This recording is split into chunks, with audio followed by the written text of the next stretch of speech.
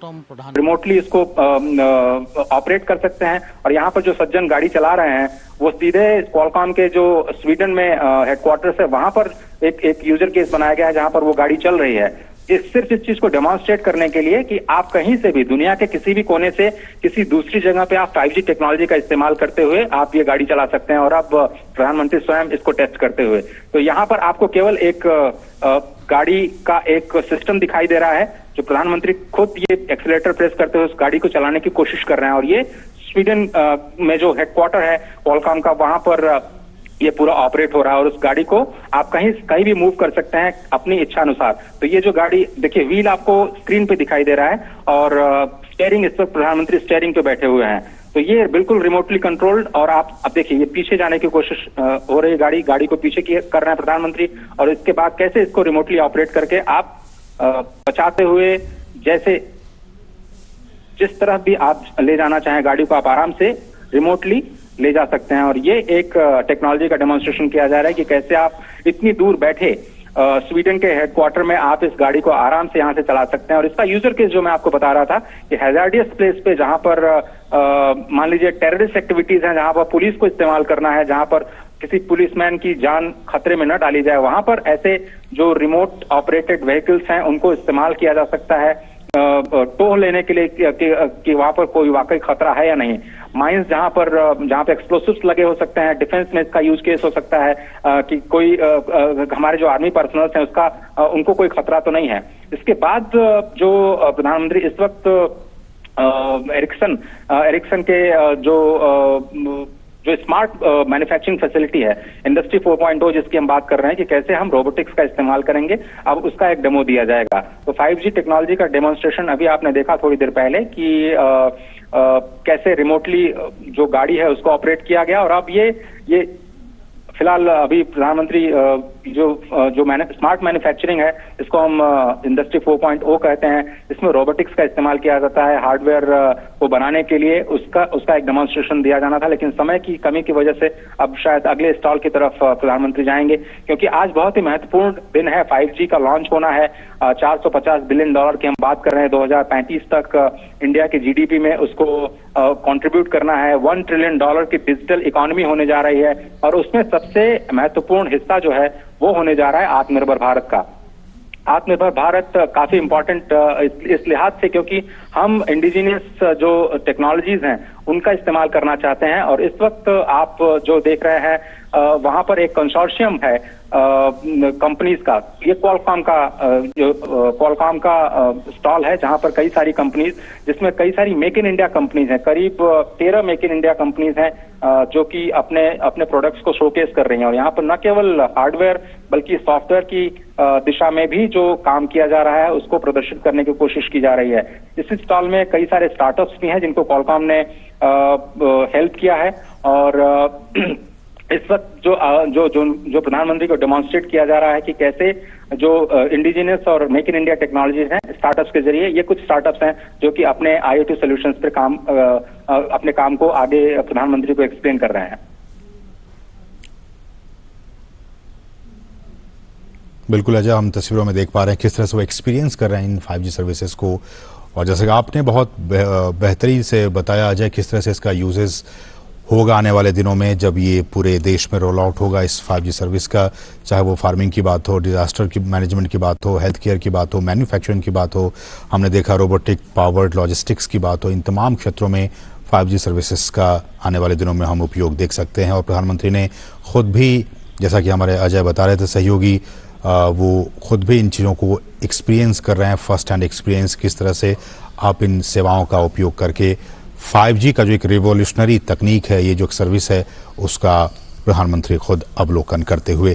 अजय, अगर मैं IoT की बात करूं, इंटरनेट ऑफ थिंग्स की बात करूं, कि यही सारी चीज़ें इंटरनेट ऑफ थिंग्स के तौर पे हम देखें, या फिर आने वाले दिनों में हम देख सकते हैं कि और भी IoT अलग अलग क्षेत्रों में, घर से लेकर दफ्तर तक और बाकी जगहों पर भी हम इसको रोल आउट होते हुए देख सकते हैं? बिल्कुल आपने सही कहा। ये जो रोबोटिक्स का अभी इस्तेमाल, अभी प्रधानमंत्री ने एक डेमो देखा कि किस तरह से आप रोबोटिक्स का इस्तेमाल कर सकते हैं। यहाँ पे एक बहुत ही अच्छा यूजर केस है जो कि स्मार्ट मीटरिंग का है। आप जानते हैं कि पावर सेक्टर की सबसे बड़ी समस्या यह है कि हमारे देश में करीब 20% बिजली ऐसे ही व्यर्थ चली जाती है जिसका कोई बिल पे नहीं करता है, यानी बिजली चोरी चली जाती है। ये पूरे राज्यों की समस्या है, पावर सेक्टर की समस्या है। लगातार सरकार को बहुत सारे पैकेजेस का ऐलान करना पड़ा है कि जिसमें पावर सेक्टर की जिसको हम ट्रांसमिशन एंड डिस्ट्रीब्यूशन लॉस कहते हैं, उसके लिए स्मार्ट मीटरिंग जो है वो सरकार पूरे देश में लागू करना चाह रही है, जिससे कि वो जो अनकनेक्टेड, जिसको आप कहते हैं कि अनऑथराइज्ड कनेक्शंस के जरिए जो लोग बिजली का इस्तेमाल कर रहे हैं, वो बिल्कुल नहीं हो पाएगा। तो ये क्वालकॉम ने स्मार्ट मीटरिंग को लेकर के भी जो सोल्यूशन है वो तैयार किया है और एक डेमोन्स्ट्रेशन देने की कोशिश की जा रही है कि कैसे जो पावर सेक्टर में जो T&D लॉसेस हैं, जिनको ट्रांसमिशन डिस्ट्रीब्यूशन लॉसेस करते हैं, जो भारत की सबसे बड़ी समस्या है पावर सेक्टर की, उसका कैसे सोल्यूशन निकाला जाए। तो हम यही समझने की कोशिश कर रहे हैं कि हमारी जो देश की समस्याएं हैं वो ग्रैंड समस्याएं बहुत ज्यादा नहीं है, उनको केवल आइडेंटिफाई करना और टेक्नोलॉजी के जरिए उनको एड्रेस करना, क्योंकि एजुकेशन की जो समस्या है वो क्रॉस लेंथ एंड ब्रेथ एक ही जैसी समस्याएं भारत में दिखाई देंगी गांव में, जहां पे अनकनेक्टेड जो एरियाज हैं। इसी तरह से किसानों को मोटे तौर पे एक ही तरह की जो समस्याएं आती हैं उनको कैसे हम टेक्नोलॉजिकली एक ही सोल्यूशन के जरिए कैसे उसको एड्रेस कर सकते हैं, वो कोशिश की जा रही है। तो पावर सेक्टर में जो स्मार्ट मीटरिंग की बात है, उसमें ज्यादा बिल ना आए लोगों को और लोग पावर की चोरी न कर पाए, इसके लिए स्मार्ट मीटर का इस्तेमाल करते हुए कैसे हम मोबाइल के जरिए अपने ऑपरेटर्स को बंद कर सकते हैं, जिसको आप IoT बोल रहे थे, इंटरनेट ऑफ थिंग्स बोल रहे थे, कि हम कैसे मोबाइल के जरिए ही अपने घर का मान लीजिए स्विच ऑफ करना भूल गए हैं, हम कैसे अपने दफ्तर में बैठे हुए उसको स्विच ऑफ कर सकते हैं, या फिर कैसे उसको रिमोटली कंट्रोल किया जा सकता है, जिसको आप इंटरनेट ऑफ थिंग्स की बात कर रहे हैं। तो टेक्नोलॉजी का इस्तेमाल करते हुए कैसे मशीन दूसरे मशीन से बात करेगी, इसको आप मशीन लर्निंग बोलते हैं, कि एक मशीनें एक दूसरे के साथ बात कर रही हैं जिसमें बहुत ज्यादा ह्यूमन इंटरफेस नहीं है, और वो बिल्कुल एग्जैक्टली जो उनको पहले से कमांड दिया गया है उसको फॉलो करते हुए डिसीजंस ले रही हैं। तो मशीनों का आपस में जो बात करना है वो टेक्नोलॉजी के जरिए संभव हो पा रहा है, और यही 5G का एक बड़ा यूजर केस है जो क्वालकॉम में अभी दिखाया गया कि कैसे भारत को कनेक्ट करने की कोशिश की जा रही है, और कई सारी जो कंपनीज हैं वो एक ही कंपनी के साथ एक ही छत के तले कैसे वो उन अलग अलग सॉल्यूशंस पे काम कर रही हैं। इसमें स्टार्टअप इंडिया को बढ़ावा देना हो, स्मार्ट मैन्युफैक्चरिंग को बढ़ावा देना हो, एक तरह से कोलैबोरेशंस जो है वो आपको दिखाई दे रहे हैं। और इसके बाद मैं कहूंगा आज का सबसे इम्पोर्टेंट पवेलियन है आत्मनिर्भर भारत का पवेलियन, एक कंसोर्शियम है जिसमें 100 से ज्यादा जो मेक इन इंडिया कंपनीज हैं, जो एक तरह से प्लेज ले चुकी हैं कि वो अपने भारत के लिए ही सॉल्यूशंस बनाएंगी। वो कहीं भी कोई भी जो इंपोर्ट है उनका 1% इंपोर्ट भी बाहर से नहीं किया जाएगा, जो सारी की सारी टेक्नोलॉजी होगी वो भारत की होगी, इंडिजीनियस होगी, मेक इन इंडिया होगी। और ये कंसोर्शियम जो है वो आत्मनिर्भर भारत कंसोर्शियम वॉइस के नाम से है। इसमें अभी जो कंपनियां हैं, करीब 23 कंपनियां शोकेस कर रही हैं completely make in India indigenous products बनाने वाले, और यही प्रधानमंत्री को एक्सप्लेन किया जा रहा है कि ये जो एसोसिएशन नया बनाया गया है और ये जनवरी में स्टार्ट किया गया है। आप ये सोचिए कि किस तरह से हम लोग तैयारी कर रहे हैं 5G की 2018 से, और आज वो जमीन पर आते ही दिखाई दे रही हैं आत्मनिर्भर भारत के केस में और आत्मनिर्भर भारत के इस कंसोर्शियम के रूप में, जहां पर 23 कंपनियां इस वक्त शोकेस कर रही हैं।